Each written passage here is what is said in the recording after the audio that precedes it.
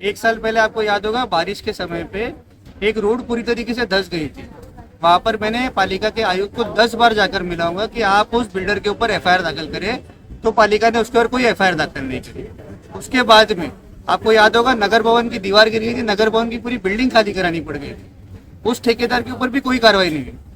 महानगर पालिका के जो आयुक्त है उनके दरवाजे पे आमदार साहब ने कंटेनर ला के रख दिया था, उसके ऊपर कोई कार्रवाई नहीं है। लेकिन एक हल्का सा गेट को धक्का क्या लग गया और 4 मटके क्या फूट गए, आयुक्त साहब को इतनी जरूरत पड़ गई कि हम लोगों पे एफआईआर करनी पड़ गई। मतलब ये लाचारी नहीं है तो और क्या है। मैंने इसके पहले भी कहा था कि जो महानगर पालिका के आयुक्त है वो लाचार है। कभी यहाँ से मंत्री जी बजाते, कभी यहाँ से आमदार साहब बजाते। उनको तो ये भी कहा गया था कि उन्होंने शिवसेना में प्रवेश ले लिया है। मतलब इस तरीके की हालत आयुक्त की हो रखी है कि जब आयुक्त के कार्यालय के बाहर लोग धरना देते हैं तो उनके ऊपर एफआईआर करवाना पड़ जाता है उनको, चाहे वो पानी के लिए हो चाहे किसी और विषय के लिए हो। महानगर पालिका के अंदर कितने विषय हो गए आपने देखा हो कि जब से महानगर पालिका के आयुक्त राधा विनोद शर्मा जी बने हैं, सबसे पहले साइक्लोथॉन का प्रोग्राम हुआ, वहां पर जितने भी साइकिलिस्ट थे वो जख्मी हो गए, लेकिन किसी की जवाबदेही तय नहीं हुई। उसके बाद में आपने देखा होगा कि एक स्विमिंग पूल में बच्चे की डूबकर मौत हो गई, उसके अंदर जो अधिकारी है उसको चेतावनी देकर छोड़ दिया इन लोगों ने, उसके ऊपर कोई कार्रवाई नहीं। तो ये किस तरीके का मतलब महानगर पालिका का कारोबार है।